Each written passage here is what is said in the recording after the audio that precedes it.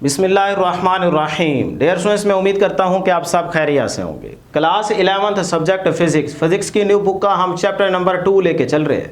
आज के इस वीडियो में हमारा टॉपिक है वेक्टर और क्रॉस प्रोडक्ट। इससे पहले की वीडियो में हम टॉपिक नंबर 2.3 में रहते हुए स्केलर और डॉट प्रोडक्ट को बड़ी डिटेल में डिस्कस कर चुके हैं।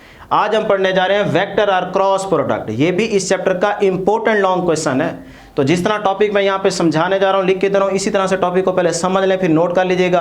अगर पेपर में इस तरह से लिख के आएंगे तो आपको पूरे नंबर मिलेंगे। और मैं साथ में आपको यहाँ पे बताऊंगा कि भाई इस टॉपिक से रिलेटेड किस तरह से आपसे एमसीक्यू पूछे जा सकते हैं। इंपॉर्टेंट एमसीक्यूज भी साथ साथ बना के दूंगा। तो इंशाल्लाह भी बैठे बैठे टॉपिक आप तमाम स्टूडेंट्स को अच्छे तरीके से तैयार हो जाएगा। बस शर्त यह है कि आप मेरी बातें गौर से सुने, समझें और चीज़ें साथ साथ नोट करते जाएं। तो जल्दी से इस वीडियो को लाइक भी कर ले, चैनल को ज़रूर सब्सक्राइब कर ले। चैनल के साथ जुड़े रहेंगे तो आपको बहुत ज़्यादा फायदा होने वाला है।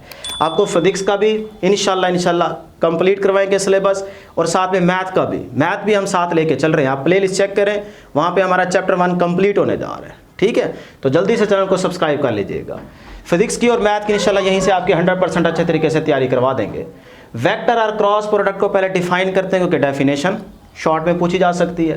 The product of two vectors results in a vector quantity, then it is called vector और क्रॉस प्रोडक्ट। कहता है अगर दो वेक्टर्स का हम प्रोडक्ट इस तरह से लें कि उसका जो रिजल्ट आए वो वेक्टर क्वांटिटी के तौर पे आए, तो वो फिर प्रोडक्ट क्या कहलाएगा बेटे? क्रॉस और वेक्टर प्रोडक्ट। फिर से सुन लें, product of two vectors results into a vector quantity, it is called vector और क्रॉस प्रोडक्ट। कि दो वेक्टर्स का प्रोडक्ट इस तरह से लें कि उनका रिजल्ट जो है वो एक वेक्टर क्वांटिटी के तौर पे आए, तो वो प्रोडक्ट कहलाएगा वेक्टर और क्रॉस प्रोडक्ट।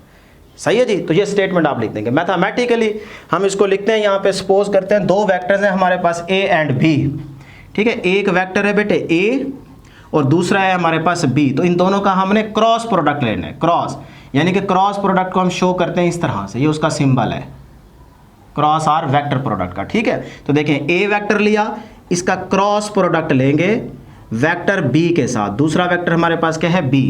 तो ये देखें दो वेक्टर्स का क्रॉस प्रोडक्ट ले रहे हैं। अगर इसका रिजल्ट आए स्केलर क्वांटिटी के तौर पे, नहीं वेक्टर क्वांटिटी के तौर पे, तो ये प्रोडक्ट कहलाएगा वेक्टर और क्रॉस प्रोडक्ट। तो फिर आप यहाँ पे निशानी याद रख ले, ए क्रॉस बी बराबर होता है बेटे A B sine theta into N cap.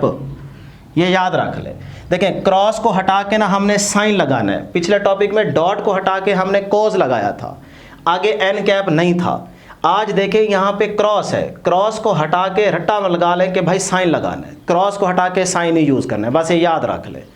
तो ए क्रॉस बी किसके बराबर है? ए बी साइन थीटा, साथ में लगाएंगे एन कैप।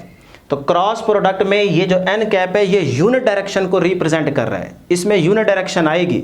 वो यूनिट डायरेक्शन कैसे फाइंड आउट करते हैं अभी तरीका सिखाएंगे।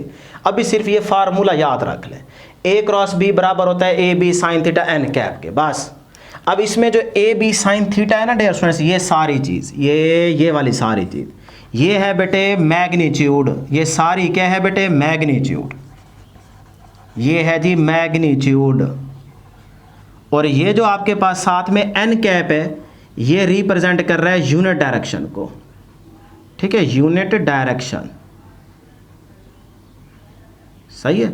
जो दो वेक्टर्स हम प्लेन पे ड्रॉ करेंगे, उस प्लेन के परपेंडिकुलर जो डायरेक्शन होगी ना, उसको इंडिकेट कर रहा है ये एन कैप। अभी आपको समझाएंगे, डायग्राम में आ जाएगा। ठीक है, पहले इसको मैंने यहाँ पे मेंशन भी कर दिया है कि where N cap is a unit vector perpendicular to the plane containing A and B as show in figure.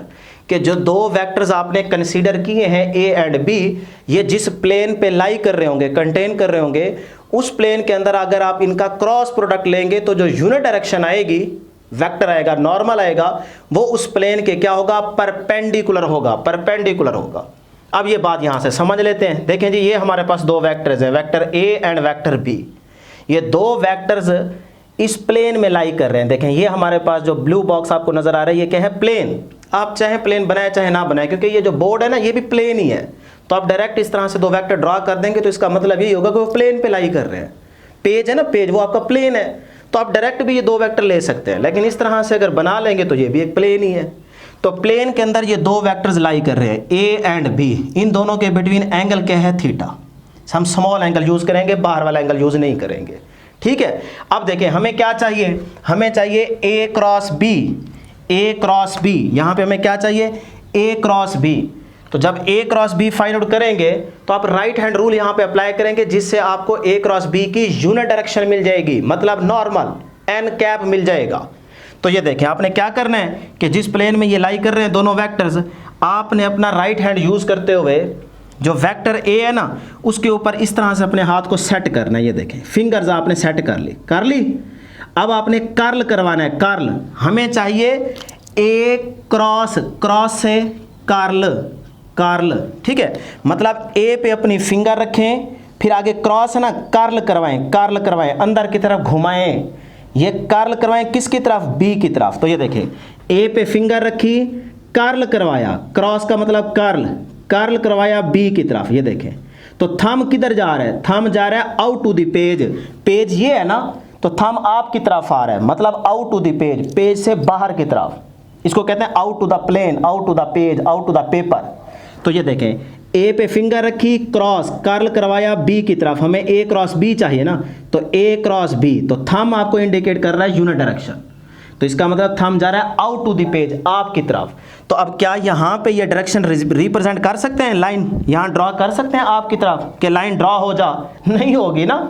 तो फिर अगर आउट टू द पेज आए तो इसको हम अपवर्ड ड्रॉ करते हैं, अपवर्ड, क्योंकि यहाँ लाइन ड्रॉ नहीं कर सकते ना बेटे, तो उसी को फिर हम अपवर्ड ड्रॉ कर देते हैं। तो ये देखें, ये आ गई यूनिट डायरेक्शन। तो ये थंब जो हमारा आ रहा था इस तरफ, ये देखें आपकी तरफ, उसी की डायरेक्शन ये आ गई है, उसको अपवर्ड ड्रॉ कर देंगे। तो ये आपका कहलाएगा एन कैप, यूनिट डायरेक्शन, कि ए क्रॉस बी की जो यूनिट डायरेक्शन है वो क्या आ रही है, आउट टू द पेज, जिसको आप यहाँ पे ड्रॉ करेंगे तो वो बन जाएगा अपवर्ड। तो ये है ए क्रॉस बी का रिजल्ट, ये यूनिट डायरेक्शन आ गई है, एन कैप आ गया। अब डियर स्टूडेंट्स, यहाँ पे आपको पता चल गया कि जो एन कैप है ये क्या बला है, इसको किस तरह से फाइंड आउट करते हैं। राइट हैंड रूल का यूज़ करते हुए, यानी कि आप राइट हैंड रूल का इस्तेमाल करके आप इस यूनिट डायरेक्शन को फाइंड आउट कर सकते हैं। वो तरीका मैंने बता दिया है, ए क्रॉस बी को ए के ऊपर फिंगर रखें, कर्ल करवाएं बी की तरफ, जिधर थंब जाएगा वो आपके यूनिट डायरेक्शन होगी, एन कैप होगा, ठीक है। तो इस तरह से ये एन कैप आ गया। इधर डायरेक्शन भी देख सकते हैं, ये आपके पास क्या आ रही है जी, एंटी क्लॉकवाइज। लो जी, यहाँ तक ये चीज़ें समझ आ गई। स्टेटमेंट, फार्मूला, एन कैप का क्या बला है, इसको फाइंड आउट कैसे करते हैं, राइट हैंड रूल का इस्तेमाल करते हुए इसको फाइंड आउट करते हैं। यहाँ तक चीज़ें क्लियर है ना बेटे। अब चलते हैं आगे। आपकी बुक में ये दो डायग्राम डिस्कस की जा रही है, एक है ए क्रॉस बी की, यही चीज़ यहाँ पे मैंने ड्रॉ कर दी है, और दूसरी आपके पास क्या है, बी क्रॉस ए। यानी कि अब देखें, यहाँ पे ये था एंगल एंटी क्लॉकवाइज, अब यहाँ पे ये एंगल है थीटा, यानी कि बी क्रॉस ए की तरफ आना है। तो अगर बी क्रॉस ए आ जाए तो फिर उसका एन कैप किस तरह से फाइंड आउट करेंगे, तो वही तरीका, राइट हैंड रूल का इस्तेमाल करें। देखें, बी है ना, बी क्रॉस ए, बी से ए की तरफ आना है, तो भाई बी पे फिंगर सेट करें इस तरह से, इस तरह नहीं करनी, ये ऐसे थंब को छोड़ के। तो ये बी पे फिंगर सेट होगी, कर्ल करवाएं ए की तरफ, ये देखें बी से ए की तरफ आ रहा है, तो थंब किधर जा रहा है, इन टू द पेज, यानी कि इस बोर्ड के अंदर जा रहा है, बाहर नहीं जा रहा, अंदर जा रहा है। तो ये इन टू द पेज है, ये देखें B cross A, B cross A, B पे फिंगर रखी, कर्ल करवाया ए की तरफ, तो थंब जा रहा है अंदर, यानी कि इन टू द पेज, इसको बोलते हैं इन टू द पेज। अब इन टू द पेज अंदर लाइन ड्रॉ तो नहीं हो सकती, तो लिहाजा उसको डाउनवर्ड ड्रॉ करेंगे। तो ये आ गई डाउनवर्ड, ये आ गया एन कैप, यानी कि बी क्रॉस ए की जो यूनिट डायरेक्शन है वो क्या है, डाउनवर्ड। इस तरह से आप चाहे ए क्रॉस बी की यूनिट डायरेक्शन निकाल सकते हैं, बी क्रॉस ए की यूनिट डायरेक्शन निकालना चाहें तो वो भी इस तरह से निकाल सकते हैं। ये दो डायग्राम डिस्कस कर ली, ठीक है जी यहाँ तक। अब डियर स्टूडेंट्स, यहाँ से पहली चीज़ याद रखेंगे कि क्या A cross B, B cross A के बराबर हो सकता है? शाबाश बताएं, नहीं हो सकता। क्यों? जिस तरह से देखें ना, A dot B, B dot A के बराबर था पिछले टॉपिक में, उस तरह से A cross B, B cross A के बराबर नहीं हो सकता। क्यों? क्योंकि इधर देखें यूनिट डायरेक्शन आ रही है और वो एक दूसरे के क्या आ रही है, अपोजिट, एक जैसी तो नहीं है। ए क्रॉस बी की यूनिट डायरेक्शन अपवर्ड है, बी क्रॉस ए की यूनिट डायरेक्शन डाउनवर्ड है, तो एक जैसी नहीं है। लिहाजा A cross B, B cross A के बराबर नहीं हो सकता। ये आपसे एमसीक्यू में पूछा जा सकता है। तो फिर मैं यहाँ पे लिख देता हूँ कि A cross B not equal to B cross A. भाई A cross B, B cross A के बराबर नहीं हो सकता, क्लियर है। बट लेकिन हाँ, ए क्रॉस बी बराबर हो सकता है माइनस बी क्रॉस ए के, माइनस बी क्रॉस ए के। यहां माइनस नहीं है इसीलिए बराबर नहीं हो सकता, यहां माइनस लगा दे तो फिर बराबर हो सकता है। क्यों भला, जरा तवज्जो से समझिएगा कि बी क्रॉस ए की डायरेक्शन देखें है डाउनवर्ड। जब मैं यहां पे माइनस लगाऊंगा, माइनस का मतलब है इसकी डायरेक्शन को उलट कर देना। तो जब माइनस लगाऊंगा तो यही चीज उलट हो जाएगी, डाउनवर्ड का उलट क्या होगा, अपवर्ड। तो अब ये डायरेक्शन आ जाएगी, यानी कि ये डायरेक्शन आ जाएगी। बात समझ आ रही है कि नहीं आ रही? तो ये आ गई माइनस बी क्रॉस ए की डायरेक्शन। बात समझ आ रही है बेटे, नहीं आ रही? बी क्रॉस ए की डायरेक्शन डाउनवर्ड है, माइनस लगाएंगे बी क्रॉस ए के साथ तो वो माइनस इसकी डायरेक्शन को उलट कर देगा। उलट का मतलब डाउनवर्ड है तो अपवर्ड हो जाएगी। अब देखें माइनस बी क्रॉस ए की डायरेक्शन ये है अपवर्ड, मैं यहां लिख देता हूं, ये आ गई माइनस बी क्रॉस ए, और ये है ए क्रॉस बी भी अपवर्ड। अब देखो ए क्रॉस बी भी upward, minus B cross A भी अपवर्ड। अब दोनों की डायरेक्शन क्या है, एक जैसी, तो लिहाजा इसीलिए A cross B minus B cross A के बराबर हो सकता है। क्लियर है ये पॉइंट? तो ये दोनों आपके इंपॉर्टेंट एमसीक्यूज हैं। अब चलते हैं जी आगे। यहां से ना इस डायग्राम से एमसीक्यू पक्का आपके पेपर में आएगा। बच्चों को समझ नहीं आती यहां से किस तरह से एमसीक्यू पूछा जा सकता है। अब जरा समझ लें, ये डायग्राम समझ आ गई ना, तो एमसीक्यू आपने मुझे बताना है। देखें एमसीक्यू यहां से इस तरह से पूछा जा सकता है कि दी एंगल बिटवीन, मैं शॉर्टकट स्टेटमेंट बना देता हूं, angle between A cross B and minus B cross A is, इधर लिख लेते हैं 0 डिग्री, इधर लिख लेते हैं 90 डिग्री, इधर लिख लेते हैं 180 डिग्री, इधर लिख लेते हैं बेटे नन ऑफ दीज। लो जी, करें सेलेक्ट ऑप्शन। वीडियो को पॉज करके ईमानदारी से ऑप्शन जो करेक्ट है वो आप बताएं। समझ आपको आ चुकी है? देखें A cross B and minus B cross A के बिटवीन एंगल बताना है, तो भाई कोई मुश्किल काम नहीं है। मुझे उम्मीद है कि आप यहाँ पे वीडियो को पॉज करके ईमानदारी से आंसर देंगे। मैं आपको बता देता हूँ। देखो ए क्रॉस बी अपवर्ड है ना, माइनस बी क्रॉस ए भी अपवर्ड है, तो दोनों की डायरेक्शन क्या है, सेम, एक जैसी, पैरेलल बन गए। तो पैरेलल में एंगल क्या होता है, 0 डिग्री। तो ये वाली आप ऑप्शन सेलेक्ट कर लेंगे। ठीक है। अच्छा, अगर आ जाए यहाँ पे इस तरह से, the angle between A cross B and B cross A cross B and B cross A के बिटवीन अगर एंगल पूछ लिया जाए, फिर क्या कहेंगे? फिर देखें बेटे ए क्रॉस बी अपवर्ड है, बी क्रॉस ए सिर्फ क्या है, downward. B cross A downward है, तो फिर इसका मतलब दोनों क्या है, एंटी पैरेलल, डायरेक्शन अपोजिट है ना। एंटी पैरेलल में एंगल क्या होता है, 180 डिग्री। तो अगर ये पूछ लिया जाए तो फिर आप एंगल सेलेक्ट करेंगे 180 डिग्री, फिर ये वाली ऑप्शन सेलेक्ट करेंगे। इस तरह से इस डायग्राम से एमसीक्यू छोटे छोटे आ सकते हैं। क्लियर है जी? यहां से देख लें, सारी चीजें क्लियर हो गई ना। अब बेटे चलते हैं, एक चीज और समझ लें, वेक्टर और क्रॉस प्रोडक्ट का तीसरा नाम है आउटर प्रोडक्ट। क्या नाम है इसका? तीसरा इसका नाम है आउटर प्रोडक्ट। क्यों भाई इसका नाम आउटर प्रोडक्ट क्यों है? उसकी वजह यह है कि जो इसका यूनिट डायरेक्शन आई है ना एन कैप, वो देखें इस प्लेन से ना आउटसाइड पे लाई कर रही है, वो प्लेन के अंदर नहीं है। जिस तरह से वेक्टर ए और बी लाई कर रहे हैं प्लेन के अंदर, इस तरह से ये एन कैप बाहर है, इसके अंदर लाई नहीं कर रहा, आउटसाइड पे लाई कर रहे हैं ना। देखें ना बेटे, ये ए क्रॉस बी, ये देखें एन कैप आपकी तरफ आ रहा है, आउट टू द पेज आ रहा है, इसका मतलब यूनिट डायरेक्शन आउटर आ रही है, तो इसकी वजह से इसका नाम है आउटर प्रोडक्ट। डॉट प्रोडक्ट में देखा था हमने, वो प्लेन के अंदर ही लाई कर रहे थे वेक्टर, जिसकी वजह से हमने कहा था कि उसका नाम है इनर प्रोडक्ट। यहां क्या है इसका तीसरा नाम, आउटर प्रोडक्ट। क्लियर है? ये भी ध्यान में रखिएगा। अब चलते हैं जी आगे। छोटी सी एक और डायग्राम आपकी बुक में डिस्कस की गई है पैरेललोग्राम की। तो इसमें डॉट प्रोडक्ट में पैरेललोग्राम सेटिस्फाई नहीं होती, क्रॉस और वेक्टर प्रोडक्ट में सेटिस्फाई होती है।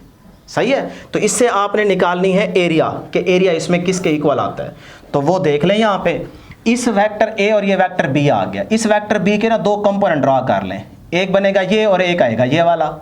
इसका नाम क्या होगा, एंगल के सामने वाला, ये होगा बी साइन थीटा, इसका नाम होगा B cos theta. B cos theta use ही नहीं होगा, क्योंकि क्रॉस प्रोडक्ट में हम वो कंपोनेंट यूज करते हैं जो दूसरे के परपेंडिकुलर हो, जो दूसरे के परपेंडिकुलर हो। तो देखो बी का वो कंपोनेंट यूज करेंगे जो दूसरे पे परपेंडिकुलर हो। तो यहां पे देखें एंगल 90 नहीं बन रहा, तो दूसरे पे क्या है, परपेंडिकुलर। तो ये वाला कंपोनेंट यूजफुल है क्रॉस प्रोडक्ट में, ये वाला नहीं होगा, इसे लिखने की जरूरत ही नहीं है। तो अब यहां से आप पैरेललोग्राम का एरिया निकाल लें। एरिया क्या होता है पैरेललोग्राम का? भाई लेंथ मल्टीप्लाई हाइट या विड्थ, ठीक है। अब देखें बेटे, ये लेंथ आपके पास क्या है? सिर्फ ए, तो ये लिख देता हूं ए का मैग्नीट्यूड, सिर्फ ए आएगी ना बेटे, ये लेंथ है ना, तो ए की है। उसके बाद हाइट आप देखें क्या आ रही है? बी साइन थीटा, ये हाइट है ना, बी साइन थीटा, तो ये आ गया बी साइन थीटा। लो जी, अब ये बन गया ए बी साइन थीटा, ये आ गया एरिया पैरेललोग्राम का। अब ए बी साइन थीटा क्या है? ए बी साइन थीटा देखो, ये तो है मैग्नीट्यूड, तो इसका मतलब पैरेललोग्राम का जो एरिया होता है वो क्रॉस प्रोडक्ट में उसकी मैग्नीट्यूड के इक्वल आता है, उसकी मैग्नीट्यूड के इक्वल आता है। ये एमसीक्यू पक्का आएगा। तो फिर ऑप्शन में इस तरह की ऑप्शन हो तो वो सिलेक्ट कर लीजिएगा, नहीं तो इसी चीज़ को आप इस तरह से भी लिख सकते हैं कि area of parallelogram is equal to, भाई ये मैग्नीट्यूड है ना किसकी? वही ए क्रॉस बी की, तो फिर इसको ऐसे लिख दो, ए क्रॉस बी का मैग्नीट्यूड का मतलब ये मॉड है। तो चाहे ये ऑप्शन नजर आए ये लगा दीजिएगा, अगर इस तरह की ऑप्शन है तो फिर ये लगा दीजिएगा। इस बात का मतलब भी यही है कि ए क्रॉस बी का मैग्नीट्यूड, ए क्रॉस बी का मैग्नीट्यूड यही तो होता है, सही है ना। साथ में अगर एन कैप हो तो वो ना लगाइएगा। क्लियर? देखें सारी छोटी छोटी बातें हैं, इंपॉर्टेंट है, और से तवज्जो से बैठ के सुनेंगे तो ही टॉपिक तैयार होगा। यहां तक ये हर एक चीज मैंने आपको समझा दी है। क्लियर? लो जी, अब आते हैं करैक्टरिस्टिक्स की तरफ। तो आपकी बुक में जितनी करैक्टरिस्टिक्स डिस्कस की जा रही है सिर्फ वही आपको बताएंगे। वैसे अगर देखा जाए तो जो पुराना सिलेबस था उसके अंदर 5-6 करैक्टरिस्टिक्स थी। In term of rectangular components भी थी और यूनिट डायरेक्शन की भी करैक्टरिस्टिक्स बनाई गई थी, लेकिन यहाँ पे नहीं है। तो जितनी है वो आपको यहाँ पे बता देते हैं, साथ में थोड़े से एमसीक्यू भी बता देंगे। उसकी वजह यह है कि देखें पहले जब लॉन्ग आता था ना तो वो अलग से करैक्टरिस्टिक्स आती थी वेक्टर और क्रॉस प्रोडक्ट की, तो 5-6 एक्सप्लेन करनी पड़ती थी। अब मेरा ख्याल है कि ये अलग से करैक्टरिस्टिक्स नहीं आएंगी, अब ये पूरा लॉन्ग आएगा कि डिफाइन वेक्टर और क्रॉस प्रोडक्ट, फिर वो पूछेगा इसकी कोई सी 2 एग्जांपल्स दें, वो मैं यहाँ पे बताता हूँ। फिर वो कहेगा कि right the characteristics of the vector और क्रॉस प्रोडक्ट, तो वो आपको 3-4 वही लिखनी पड़ेगी जो बुक में। इसका मतलब अब ये पूरा लॉन्ग आएगा, ठीक है ना। तो बहरहाल बुक की हद तक हम जितनी हैं वो आपके साथ डिस्कस करेंगे। Characteristics of cross product, number 1, the cross product is non commutative, क्योंकि A cross B B cross A के बराबर नहीं है ना, तो इसीलिए ये कॉम्यूटेटिव तो ना हुई।